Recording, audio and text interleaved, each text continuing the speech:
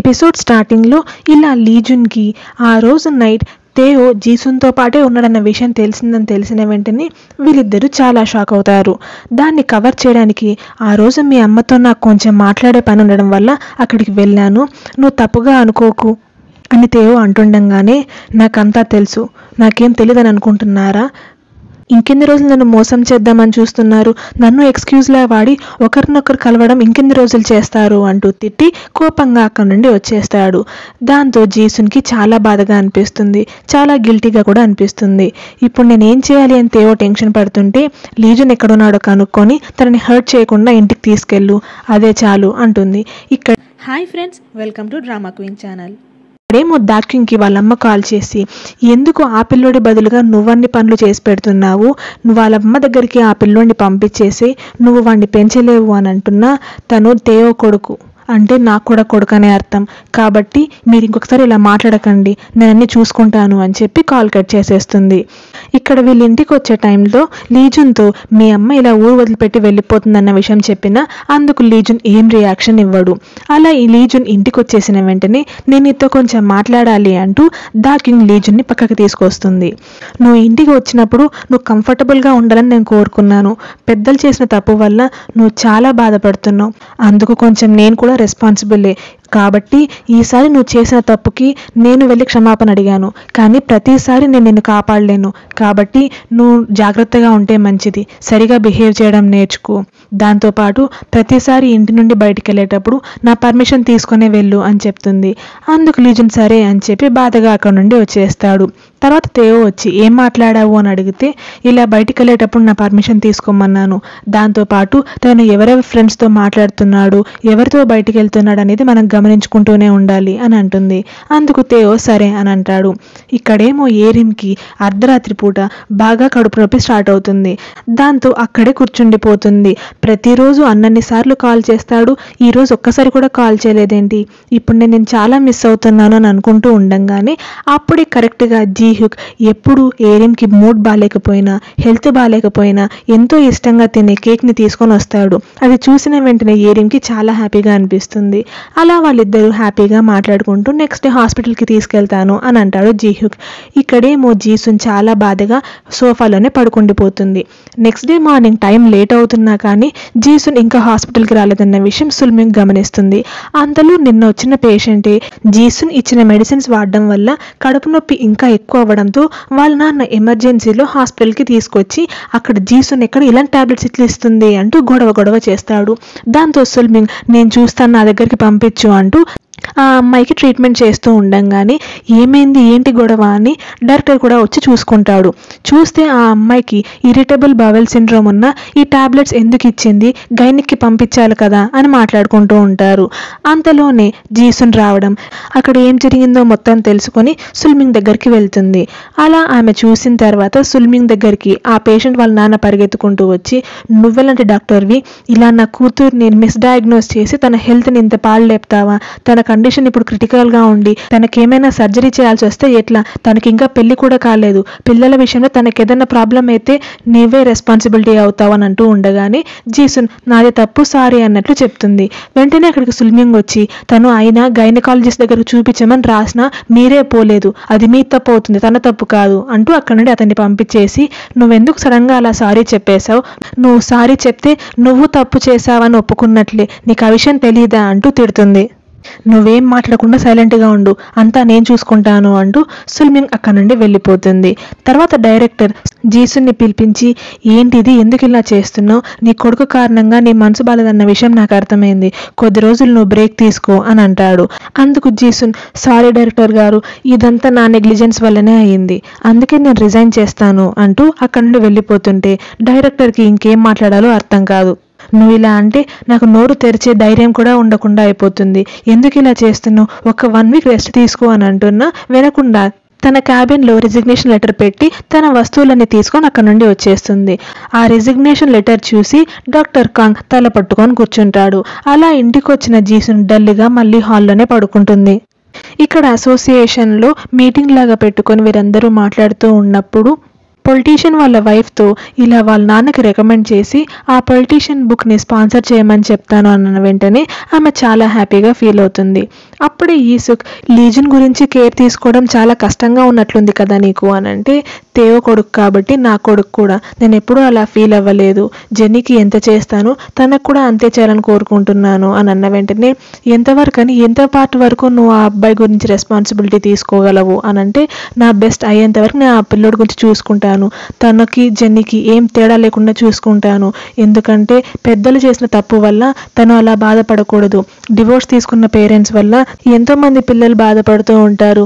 అలా లీజున్ని కానివ్వను అని అన్న వెంటనే, నువ్వు నేను అనుకున్న దానికంటే చాలా పెద్ద మనసు ఉన్నదానివి అంటూ ఈసుక్ డాక్యుని మెచ్చుకుంటుంది.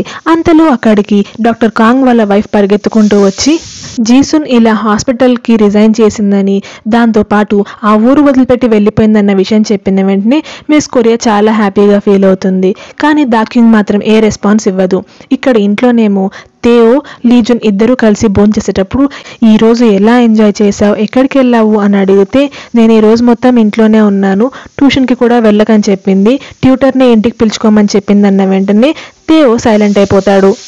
అంతలో దాక్యుంగ్ వచ్చిందని గమనించి లీజన్ మధ్యలోనే లేచి వెళ్ళిపోతాడు.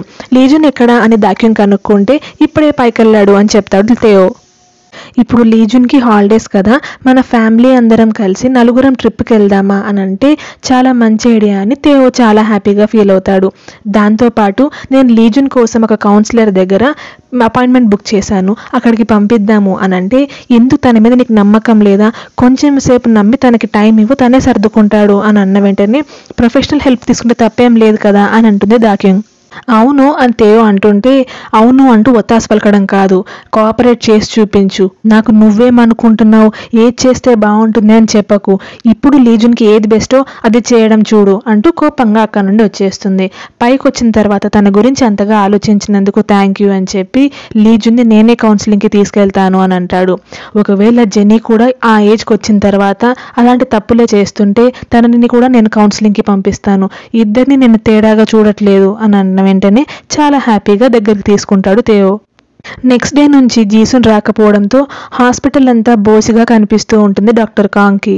ఇక్కడ లీజున్ని వాళ్ళ నాన్నని కౌన్సిలింగ్కి తీసుకెళ్తాడు. ఈహుక్ ఇప్పుడు ఏరిమ్తో పాటు డేటింగ్ స్టార్ట్ చేస్తాడు. అలా వాళ్ళిద్దరూ కలిసి ఒక మూవీకి వెళ్తారు, టైంని హ్యాపీగా స్పెండ్ చేస్తూ ఉంటారు. హాస్పిటల్ అయిపోయాక జీసున్ వాళ్ళ ఇంటికి యుంగి వచ్చి ఎన్నిసార్లు కాలింగ్ బెల్ కొట్టినా ఎవరూ తలుపు తీయకపోవడంతో ఇంకా అక్కడ నుండి సాడ్గా వచ్చేస్తాడు.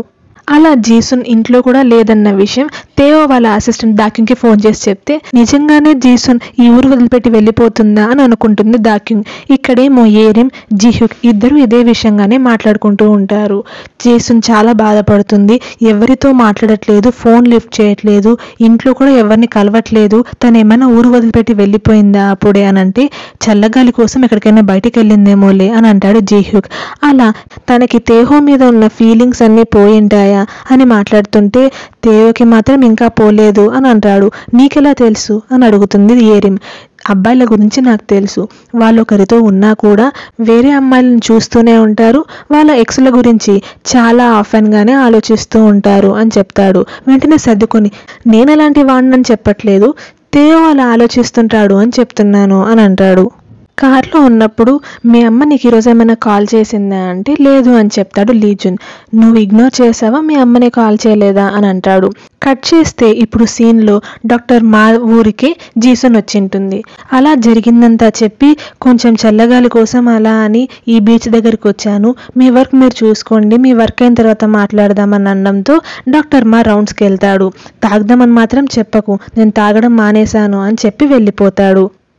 అలా అక్కడ నుండి వచ్చేసాక డాక్టర్ యూంగికి కాల్ చేసి, అలా ఎలా కనుక్కోగలిగా తను నా దగ్గరికే వస్తుందని, నేను షాక్ అయినా తెలిసి తనని చూసిన వెంటనే అని చెప్పడంతో, తన మూడ్ చూస్తే మీ దగ్గరికే వస్తుందని అనిపించింది, అందుకే చేసి చెప్పాను అని అంటే, నువ్వు అంతగా టెన్షన్ పడే బదులు నువ్వే ఇక్కడికి వచ్చి తనని చూసుకో అని అంటాడు డాక్టర్ మా.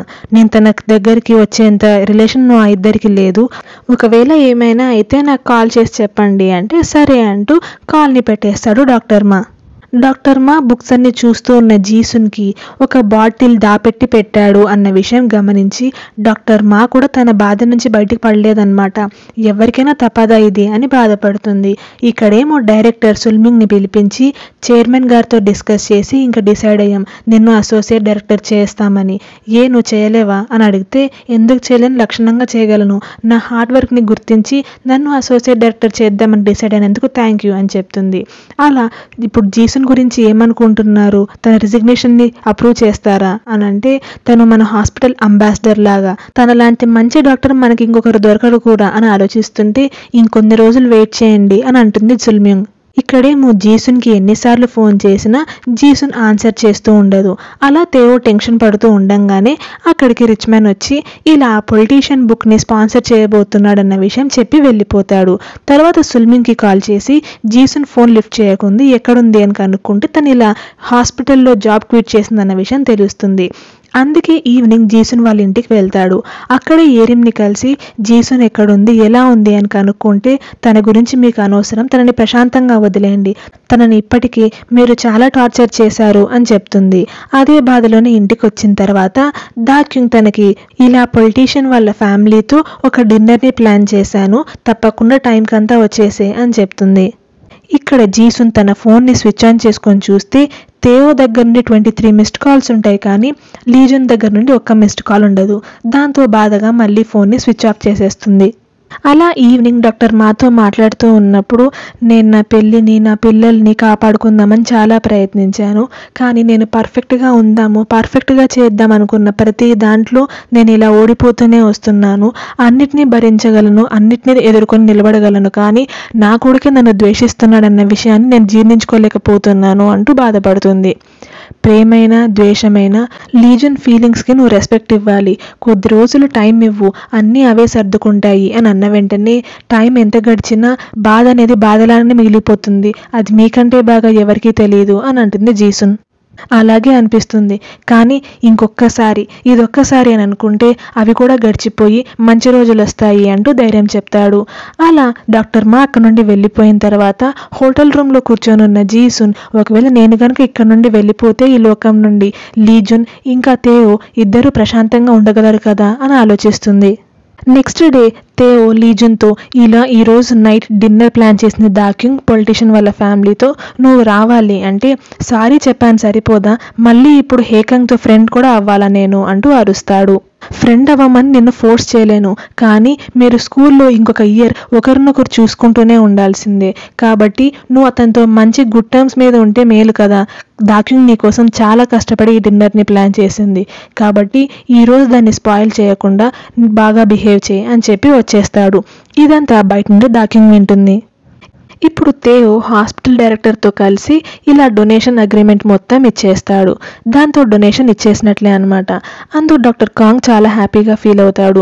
మీకు ఇంత ముందు చూపి ఎలా జీసున్ వల్ల చాలా ప్రాబ్లమ్స్ వస్తాయని గమనించి మీరు తనని అసోసియేట్ డైరెక్టర్ నుంచి తీసేయమని చెప్పారు, అదే పనే జరిగింది చూడండి. ఇప్పుడు తన వల్ల మా హాస్పిటల్కి చాలా ప్రాబ్లమ్స్ వచ్చాయి, తనని తీసేసిందే మంచి పని అయింది. ఇప్పుడు మీరు మాకు ఇలా డొనేషన్ ఇస్తున్నారని ఒక వీడియో తీసి లోకల్ టీవీలో యాడ్ వేయిద్దామా అని అన్ని మాట్లాడుతుంటే, సరే అవన్నీ చూసుకుంటాను అంటూ సాడ్గా అక్కడి నుంచి వచ్చేస్తాడు. అలా వచ్చేటప్పుడు జీసున్ క్యాబిన్ ఖాళీగా చూసి బాధపడుతూ ఉంటే అది సుల్మింగ్ గమనిస్తుంది. నెక్స్ట్ డే హోటల్ దగ్గరికి వెళ్ళిన డాక్టర్ మాకి జీసున్ అక్కడ లేదని, అర్లీ మార్నింగే ఎక్కడికో వెళ్ళిపోయిందన్న విషయం చెప్పిన వెంటనే టెన్షన్ పడుతూ ఉంటాడు. ఇక్కడేమో సుల్మింగ్తో తేవో మాట్లాడుతూ, జీసున్ ఎక్కడుందో తెలుసా, ఎలా ఉందో తెలుసా అని అడిగితే, తను ఎక్కడుందో నాకు ఒక ఐడియా ఉంది అని అంటుంది సుల్మింగ్. ఎక్కడ ఏంటి అని అడగవా అని సుల్మింగ్ అంటే, తను ఎక్కడున్నా సంతోషంగా ఉంటే చాలు, నాకు ఇంకేం అక్కర్లేదు అని అంటాడు. అంతలో డాక్టర్ మా కంగారు పడుతూ యూంగికి కాల్ చేసి ఇలా జీసున్ కనపడట్లేదు అని చెప్పిన వెంటనే కంగారుగా యూంగి పరిగెత్తుకుంటూ రిసెప్షన్ దగ్గరకు వచ్చి, నేను ఇలా బయటికి వెళ్తున్నాను, డైరెక్టర్కి చెప్పు అని అన్న వెంటనే అది జీసున్కి సంబంధించి అని తేవోకి అర్థమవుతుంది. జీసున్కి ఏమైంది, ఎక్కడుంది అని అంటే సీరియస్గా చూసి అక్కడి నుండి వచ్చేస్తాడు. అలా తేవో జీసున్ ఏ ఊరికి వెళ్ళిందో కనుక్కొని జీసున్ కోసం తేవో కూడా అక్కడికే బయలుదేరతాడు. జీసున్ బాధపడుతూ ఒక బీచ్లో నడుస్తూ ఉంటుంది. ఒకవైపు డాక్టర్ మా, ఇంకోవైపు యూంగి, మరోవైపు తేవో, ముగ్గురు జీసున్ కోసం వెతుకుతూ ఉంటారు. అలా బాధపడుతున్న జీసున్ నడుచుకుంటూ నీళ్ళలోకి వెళ్ళిపోతుంది. అక్కడే పడిపోయి ఉన్న జీసున్ కోట్ని చూసి గుర్తుపట్టిన యుంగి అక్కడ జీసున్ కోసం వెతుకుతూ ఉంటాడు. ఇప్పుడు మనకి ఫ్లాష్ బ్యాక్ చూపిస్తారనమాట. జీసున్ చిన్నగా ఉన్నప్పుడు వాళ్ళ అమ్మ నాన్న కార్ యాక్సిడెంట్లో చనిపోయారని చెప్పాను కదా, అందుకు కారణం వాళ్ళ నాన్న వాళ్ళ అమ్మని మోసం చేసి వేరొక ఆమెతో అఫైర్ ఉండడం వల్ల వాళ్ళ అమ్మకి ఫుల్గా కోపం వచ్చి ర్యాష్గా డ్రైవింగ్ చేసి వాళ్ళిద్దరికి యాక్సిడెంట్ అయ్యేలా చేసుకుంటుంది. దాంతో వాళ్ళిద్దరు చనిపోవడం, జీసున్ అనాథలా మారడం జరుగుతుంది. నీళ్ళల్లో జీసున్ కనపడడంతో పరిగెత్తుకుంటూ నీళ్ళల్లోకి దూకి జీసున్ని బయటికి తీసుకొచ్చి తనకు మెలకు వచ్చేలా చేస్తాడు. మెలకు వచ్చిన జీసున్ ఫుల్గా ఏడ్చేస్తుంటే నీ మనసులో ఉన్న భారాన్ని మొత్తం ఏడ్చేసేయి అంటూ ఓదారుస్తూ ఉంటాడు యుంగి. అప్పుడే జీసున్ కోసం వెతుక్కుంటూ వచ్చిన తేవో ఫుల్గా ఏడుస్తున్న జీసున్ని చూసేసరికి తనకు కూడా బాధగా ఏడుపు వచ్చేస్తుంది. ఇక్కడేమో దాక్యుంగ్ ఆ డిన్నర్ కోసం రెడీ అవుతూ ఉంటుంది. రిచ్మన్ మిస్ కొరియా కూడా తన కూతురు తన భర్త ఎక్స్-వైఫ్ కొడుకు గురించి కేర్ తీసుకోవడం కోసం ఎంత కష్టపడుతుందో అంటూ బాధపడతారు. అంతలో ఇక్కడ ఇంటికి తేవో వస్తాడు. తర్వాత లీజున్ దగ్గరికి వెళ్ళి అమ్మమ్మ తాతయ్య చాలా మంచివారు అంటూ మిస్ కొరియా రిచ్మన్ గురించి చెప్పి పెద్దలతో పొలైట్గా ఉండు, నువ్వు ఇంక దేనికి భయపడాల్సిన అవసరం లేదు, మనమందరం ఇప్పుడు ఒక ఫ్యామిలీ, అర్థమైందా అంటూ ధైర్యం చెప్తుంది. జీసున్ బాధపడిందే గుర్తుకొచ్చి ఇక్కడ షవర్లో తేవో చాలా ఏడుస్తాడు. ఇంకా నైట్కి డిన్నర్ చాలా బాగా జరుగుతుంది. తర్వాత పిల్లలు ఎవరి రూమ్కి వాళ్ళు వెళ్ళిపోయాక పెద్దలందరూ కూర్చొని డ్రింక్ చేస్తూ ఉంటారు. అలా వాళ్ళందరూ హ్యాపీగా మాట్లాడుకుంటూ ఉండంగానే సడన్గా జెన్నీ ఏడ్చడం వినిపిస్తుంది. పైన హెల్పర్ అక్కడే ఉండాలి కదా, ఏమైంది అంటూ దాక్యుంగ్ పరిగెత్తుకుంటూ వెళ్తుంది. కానీ జెన్నీ ఏడ్పు లీజున్ వాళ్ళ రూమ్లో నుండి రావడం గమనించి లీజున్ రూమ్కి వెళ్తుంది. చూసేసరికి లీజున్ జెన్నీ దగ్గర ఉంటాడు. ఏడవకు ఏడవకు అంటూ ఏమైంది, ఏం చేశావు అంటూ హెల్పర్కి జెన్నీని ఇచ్చేసిన తర్వాత ఏం జరిగింది, కొట్టావా తనని అని అంటే లేదు తనే కింద పడిపోయింది అని అంటాడు. అబద్ధాలు చెప్తున్నావా అంటూ గట్టిగా అరుస్తుంది దాక్యుంగ్. అంతలో అక్కడికి వచ్చిన తేవో ఏమైంది అంటూ టెన్షన్ పడతాడు. నేను నీకోసం ఇంకెంత అడ్జస్ట్ అవ్వాలి, నేను నీకోసం ఇంకెన్ని త్యాగాలు చేయాలి, ఒక్కరోజు కూడా సరిగా బిహేవ్ చేయలేదా, అసలు నీ ప్రాబ్లం ఏంటి అంటూ అరుస్తుంటే కొంచెం ఆపుతారా, నేను అసలు ఏం చేయలేదన్నా కానీ మీకు అర్థం కాదా అంటూ లీజున్ దాక్యుంగ్ మీదకి అరుస్తాడు. అది చూసిన వెంటనే తేవోకి చాలా కోపం వచ్చి లీజున్ని గట్టిగా ఒక్కటి పీకుతాడు. అలా వాళ్ళ నాన్న తనని కొట్టేసరికి లీజున్ చాలా షాక్ అయిపోతాడు, చాలా కోపం కూడా వస్తుంది. అప్పుడే జీసున్ అన్న మాటలు తేవోకి గుర్తొస్తున్నా సరిగ్గా బిహేవ్ చేయి, ఎందుకు ఇలా బిహేవ్ చేస్తున్నావు, నీ వల్ల ఇంకెంతమంది సఫర్ అవ్వాలి, ఇంకెంతమందిని ఇలా బాధ పెడతావు అంటూ కోపంగా అక్కడి నుండి వచ్చేస్తాడు. ఇంట్లో నుండి వెళ్ళిపోతాడు. ఇక్కడేమో జీసున్ని ఒక హాస్పిటల్లో జాయిన్ చేసింటాడు. అప్పుడే అమ్మ అమ్మ అని ఎవరో పిలిచినట్టు అనిపించడంతో జీసున్కి మెలకు వస్తుంది. వెంటనే ఫోన్ స్విచ్ ఆన్ చేసుకొని లీజున్కి కాల్ చేస్తుంది. అమ్మ అంటూ ఏడ్చేస్తాడు. ఏమైంది, ఏం జరిగింది అంటే సారీ చెప్పి నన్ను ముందు ఇక్కడ నుండి తీసుకెళ్ళిపోతావా అని అడిగితే వెంటనే వస్తున్నాను ఆగు అంటూ ఎవరికీ చెప్పకుండా జీసున్ అక్కడ నుండి పరిగెత్తుకుంటూ వచ్చేస్తుంది.